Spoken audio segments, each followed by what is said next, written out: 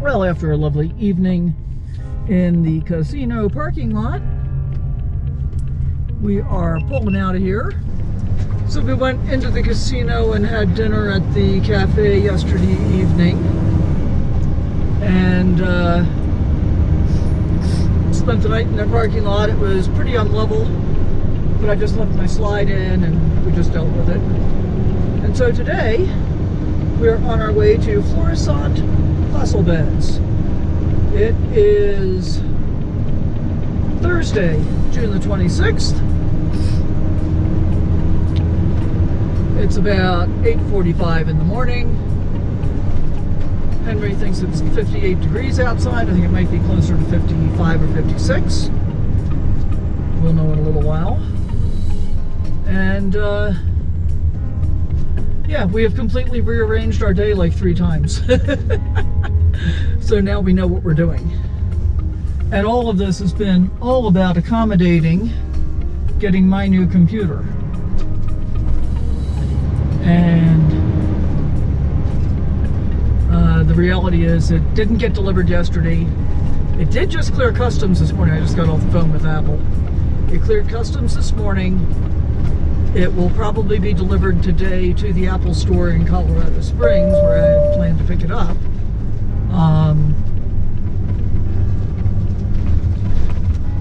But it probably won't be ready for pickup until tomorrow. So I'm going to go ahead out to where we're planning to camp and meet a friend. And worst case, I'm going to turn around and drive back into Colorado Springs tomorrow. I have a feeling that's what's going to happen. But that'll be okay. It'll be fine. So in the meantime, we're going to do Florissant Fossil Beds because we don't think that's going to take real long. That's quite a large cemetery on the left there. And then we're going to run a bunch of errands, including going to PetSmart. And you know what we're going to do at PetSmart, kid? Because that's where all the cool kids go. We're going to get toenails cut. We're going to have a pawdicure. I don't think I've had enough to drink yet today. Let's have another sip of iced tea. So I guess we have to go all the way back out this twisty, windy road that we came in on yesterday. This is kind of funny. This is the second time. So yesterday we had Royal Gorge Bridge that we planned to do. And we got over there, long nasty drive to get up there. Finally wound our way through their parking lot. The best part of that whole experience was that there was a pronghorn bounding across the parking lot as we were pulling in. And I think I got that on video from yesterday. So there was a pronghorn, and then we parked and we did a fairly long walk down to the visitor center, only to find out that there is absolutely nothing to do unless you buy a ticket to get to the other side of the bridge in one way or another. So the cheapest way is to 7% grade going down for the next, what did that say, 2 miles? Okay, slow down. Slower roll. So the cheapest way was a $39 ticket to walk across the bridge. And we both kind of looked at each other and said, yeah, no, we're not doing that. They have a gondola ride, which Barb said she would have considered because that's enclosed. And I think they called it a sky chair, which is basically a ski lift, which Barb said she wouldn't do. And of course we know I wouldn't do either one of them. And a zip line, which, oh good Lord, there's no way I would do that. So, yeah, and neither one of us was willing to pay $39 to walk across the bridge, which I probably would not have been able to walk across it. We both thought that we were going to be able to at least see the bridge. We couldn't even see it. So we did all that extra driving really for no good reason.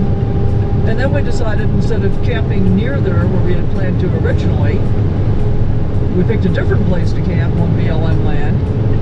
Got there and found out that it was high clearance vehicles only.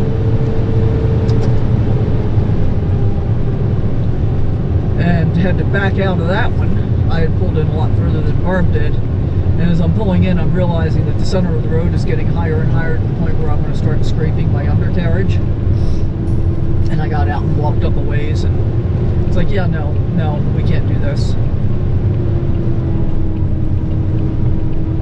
So then we said, all right, well, let's just come over to Cripple Creek and figure out where to stay there, because we were going to do the railway this morning. Well, a couple of things.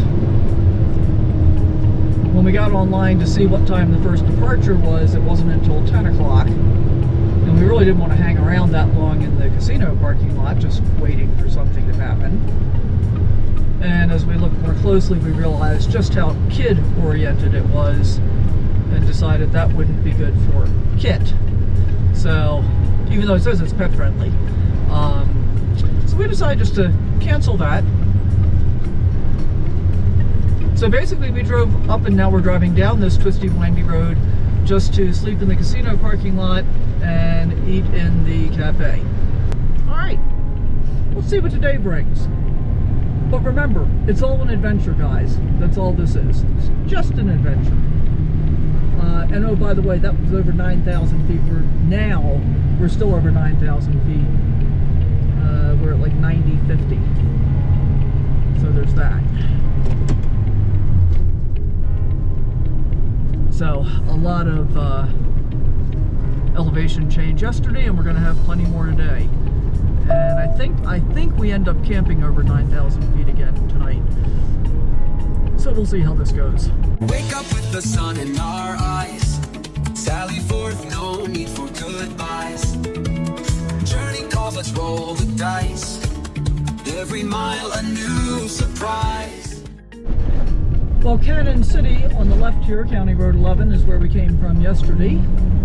Today we're going to go another 6.7 miles to get to Fluorescent Fossil Beds, which is basically right after we turn. So that'll be cool. Look at that pretty rock pile up there. Very nice.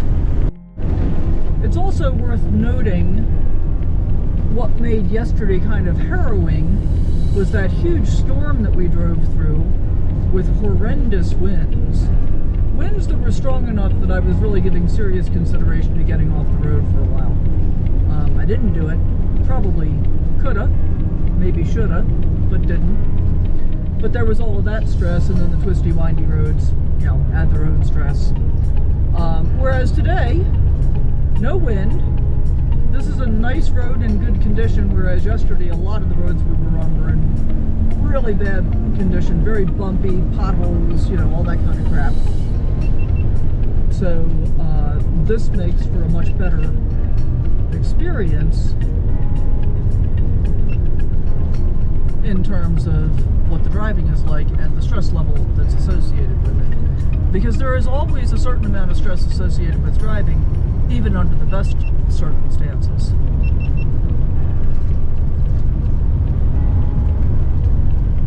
So that's something to think about too. But today's good so far. We'll see how the rest of it turns out. But first we have to get to the Fluorescent Fossil Beds. Fluorescent Fossil Beds National Monument. So here we are at Fluorescent Fossil Beds. Pretty interesting area. And I think what we're looking at here in this valley was actually a lake at one point. This all started and became such a big deal as the result of a huge volcanic eruption that spewed a mud flow that was miles long and 15 feet deep, wreaked devastation in its path, and it's largely responsible for why there are so many fossils here. And apparently this is one of the largest fossil beds in the world or in the country. Barb, do you remember? I can't remember if it was the world or the country. Yeah, it's a lot, regardless, okay? So we're going to take a look at this one in particular, which is a petrified redwood stump. And, well, I guess I got to back up a little bit. When this place was finally discovered, it was potentially going to be exploited because Even the the train, as it came through, it would stop in Florissant, let the passengers off to collect fossils once it had been discovered, and they found out how many fossils were here. So lots and lots and lots of fossils have been taken away as, well, souvenirs. And then we ran into the situation where there were 5 big scientists that kind of stepped in, did a bunch of research, starting in 1806, starting in the 1870s. But since then, there's been more than 150 scientists that have followed in their footsteps. And about 20 museums and universities in the United States and United Kingdom contain the fluorescent specimens that are described in the scientific literature from this area. So, among other things, they found like dragonflies and wasps and soldier beetles, all kinds of bugs, horned grasshoppers, brush-footed butterflies, I think was one of them, and they still exist. They had a picture of one of those. Tsetse flies, which, no longer exist here. Now they're relegated to Africa because in the second major eruption, they had to migrate because this was no longer a hospitable environment for them, and that's why we don't have malaria in the middle of Colorado. So there's that. This particular petrified stump is one of the larger ones. This is a huge redwood tree. I mean, think about how big this probably could have been. I'm not sure if it was this one or in general, but they said they could be up to 250 feet high and 750 years old. This one, look up there, focus, at the 2 saw blades sticking out. They tried to cut this apart to take it to the World's Fair in 1893. Imagine that. Now, we've got all these major 5 scientists that did most of the discoveries and so forth and a lot of the surveying, but we also had Charlotte Hill, who was an early citizen scientist, and she was homesteading on a ranch, I guess with her husband, and she married at age 13 and with 7 kids, by the way. She ranched with her husband and pursued her avocation of collecting fossils. It was her collections that helped unveil Florissant's reputation as a world-class fossil site. She's credited for finding many of Florissant's first described fossil species. So here's one. Maybe this will show. Let's see if it'll show up. This is a famous butterfly, one of the finest fossils ever found at Florissant, and that is pretty fine. So the fossils here are just amazing. The video at the visitor center, also really amazing. They did a great job of, as Barb and I have been saying, missionarying it, where they went back to the beginning of the world so that we could understand how it is that they got to where they started discovering these fossils in the 1870s. So pretty cool. We're going to walk back up.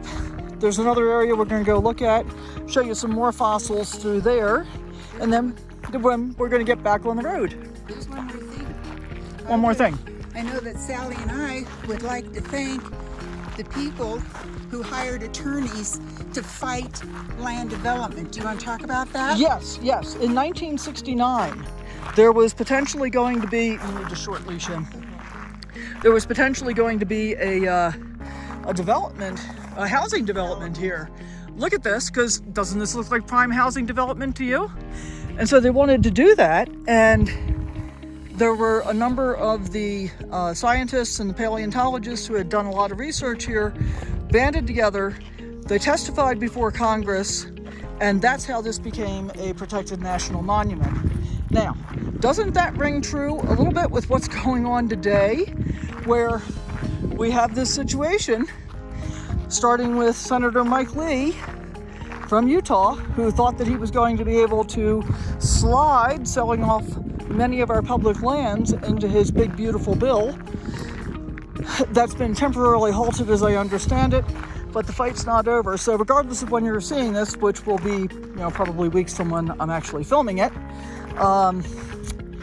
if you see anything that looks like it's going to sell off our public lands, please get involved, reach out to your representatives, and keep this stuff here for us, because this is ours. It's not the government's. They're just managing it for us, the people, our public lands. All right, so here's some other examples of petrified redwood stumps for you. They call this the trio. This is 3 stumps that all grew from the same base. They think they were probably clones. And the bands are there to hold the pieces together because originally, well, not originally, but back in the 1920s, somebody thought it was a good idea to dynamite the foundations so that they could expose more of the root structure, which of course weakens it. And when you look at this one over here, you can see a lot of loose stuff up on the top. So they've erected shelters over these two to protect them for a longer piece of time. So pretty cool overall. I would call this a worthy stop. Now we're going to climb up the stairs and look at the next board. Where are we going, Kit? We going up? Yeah, you going up? Wait for me, I can't go that fast at this elevation. We are still at about 8,500 feet in elevation here. And the whole presentation has actually been very, very good. Oh, we got a view from up top here too. Let's take a look. Not as good as the view down below. Brave the steps, folks. You'll be glad you did. All right. Let's see this one. It's another big stump. This one looks pretty big, huh? Let's go see what's up here. I'll clue you guys in if there's anything worth seeing. We are saying goodbye to fluorescent fossil beds. This was fascinating. I highly recommend it. But wait a minute. When has there been a national park or monument that I haven't said, or that I have said, don't waste your time? That hasn't happened. You know, we protected all these public lands for a reason. And I really recommend taking your time exploring them. So we've been here for about 2 hours and 15 minutes. This is not a huge monument. And one of the things that I love about traveling in my RV, yeah, Barb and I went in, we watched the movie, we went through the museum, we came back out, we made breakfast, and then from there,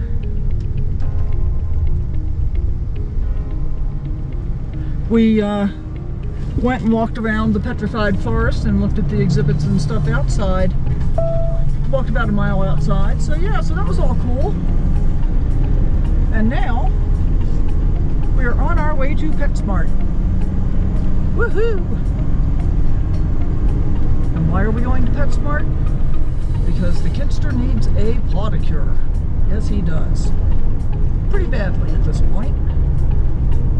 So we got 38 miles, 57 minutes. That means it'll be twisty, windy roads. Yes, it will. And then once we leave Colorado Springs, we'll have some more twisty, windy roads to where we're going to stop and get propane. And then some more twisty, windy roads, I'm sure, to get to camp. So we'll pick you up along the way as we get through this day. Well, we just passed a sign that said divide. So I guess we're going to be backtracking to here after we go to Colorado Springs. Okay, well, yet another wasted trip.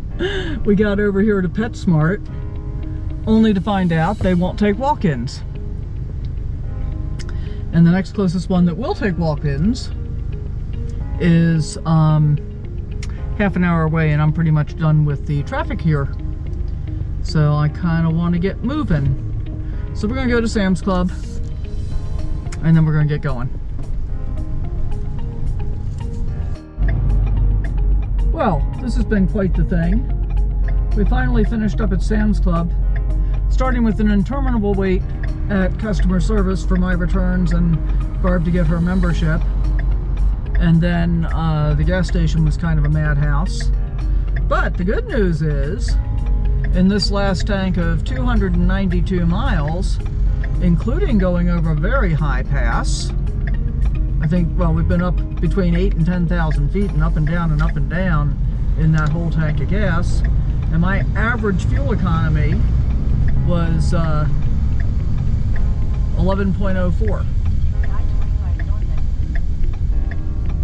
And what's really funny is, we're down to 5,800 feet right now. But we're going to be climbing back up to over 9,000, I think. I don't know if we're going to be over 10,000 or not. But from here, we're leaving Colorado Springs and we're heading for Divide, where we're going to get propane and then finally get to camp. So that's the plan. The traffic is horrendous. I am not thrilled with Colorado Springs at all.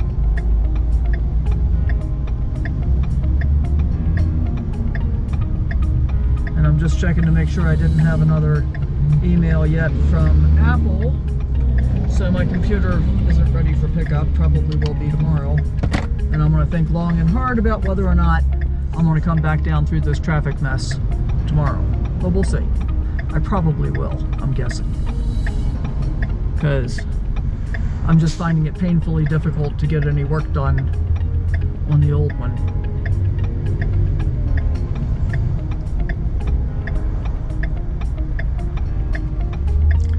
So we're going to be on I-25, I think, for about one exit, maybe two.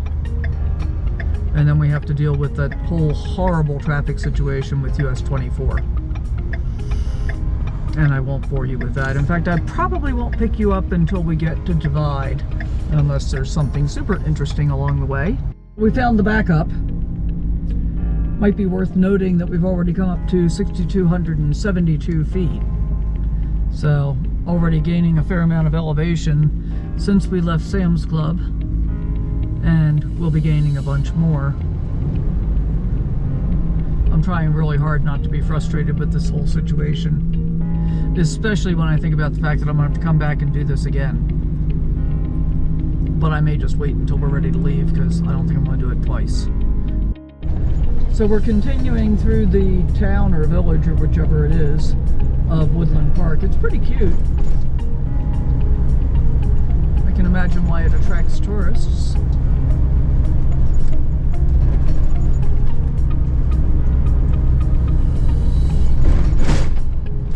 $84.50 in elevation.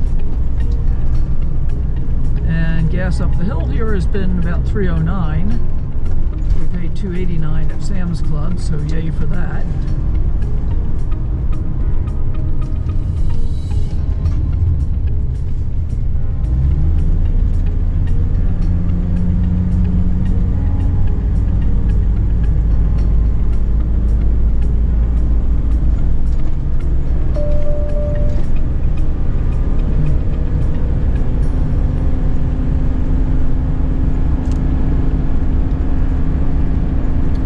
We're back in Divide now, and we are up to 9,125 feet. Woohoo! Yeah, there's the sign that says Divide. I have no idea how far back Barb is at this point.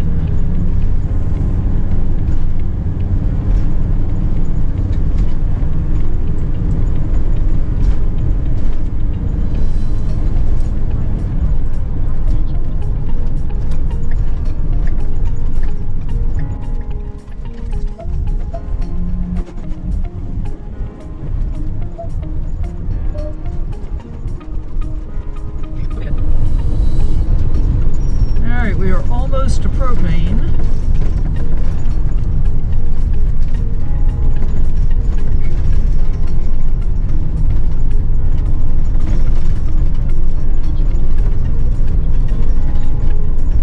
And once we do this, we're only 4 miles from our destination. Woohoo! Okay.